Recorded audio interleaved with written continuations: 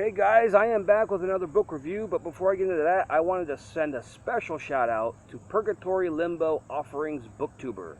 He was nice enough in one of his recent videos to mention my channel, and because of that, I have gathered a few extra subscribers, which is really cool.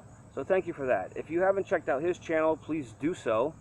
He creates a lot of content, a lot of book reviews. Sometimes he just posts his thoughts, which is always really cool. So he's got a lot of content to just enjoy if you're into that thing. He also created a Halloween Readathon challenge, and he has some prompts that you have to follow.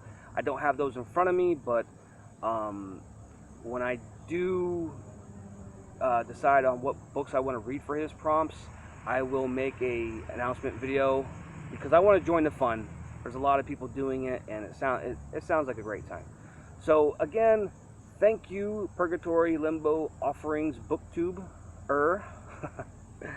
Sorry, man, it's a little hard to get out. But thank you so much. I appreciate that you gave me a shout out.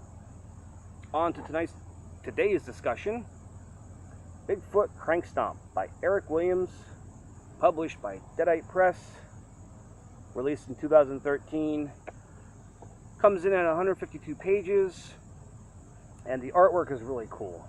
There you see Bigfoot with a pipe hanging out of his mouth. He's drug crazed and ready to kill, which is exactly what he does. The artwork is by a guy named Hauke,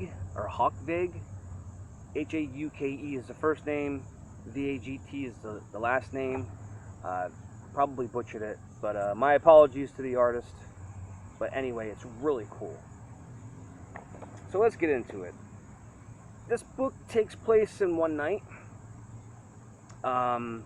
It is a straightforward horror tale. It is not Shakespearean.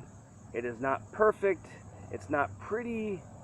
It's not happy. It's just a straightforward, blood-curdling, violent adventure. Not even adventure, just, you know. But anyway, we're introduced to a few characters, and they are going into this house, and they're going to kill all of the drug dealers that are in this house, and they're going to take the stash and divvy it up and sell it. And they're in this secluded wooded area called the Loop. So they go into this house, and there's a big shootout. But what they don't know is that the former drug dealers were feeding this crazy drug-induced Bigfoot, and they have it hooked. The former drug dealers have it hooked on meth, and they are doing that to keep it controlled and happy, so to speak. So during this commotion, we're introduced to another guy named Manny, and he hears all these gunshots, and he's an ex-Marine. He was a sniper for the Marines, and he's got a lot of baggage. You know, he witnessed his friend die in the Iraq War, and so he's got some issues of his own, but he's reluctant at first, but he eventually calls the sheriff. Now, when we're introduced to the sheriff, this guy, Sheriff Gabe, is despicable, deplorable, just a nasty human being. And he will literally penetrate any orifice. There are a lot of scenes of rape and sexual violence. And, you know, if you're offended by that thing, this book probably isn't for you. I wasn't offended because I know I'm reading a story and I see a lot worse on the evening news. But anyway, that's just a little, just a warning for anybody who is offended. You might not like that part of the book, and there's a lot of it in there. So, but Sheriff Gabe has these bumbling, fumbling deputies, and you know they're all just. None of these characters are really good. Russell, the guy who.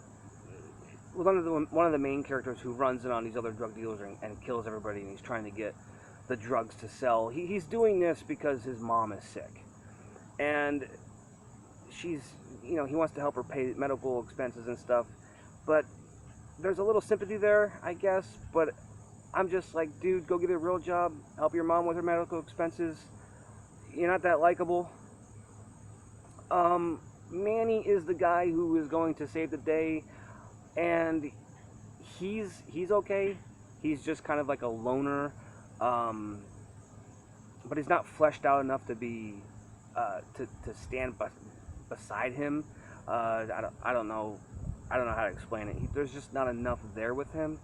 Halfway through the book, we're introduced to these guys called this man and these two women who are called the Amateurs, and they are just out in the woods filming porn, and they're really disposable. They're picked off, which I don't have a problem with, because I like slasher films, and a lot of characters in slasher films are disposable, and they are just there to be picked off. But each chapter is named after one of the characters. So you got, Gabe and Manny's chapter, and Russell, and it goes back and forth and on and on and on. And so each chapter is dedicated to one of the characters. And as I said, a lot of these characters, there's not enough about them for me to like. I was definitely rooting for the Bigfoot the entire time, because he is the most enjoyable character. He's just this crazed, meth-addicted Bigfoot who is maiming and killing and just causing all this destruction. And I really liked that. I thought it was cool. Anything with Bigfoot in it, whether it's fictitious or real, is always welcomed by me anyway. But yeah, the Bigfoot character in the book was the best of the best in this book. And my one glaring criticism is the book could have been edited.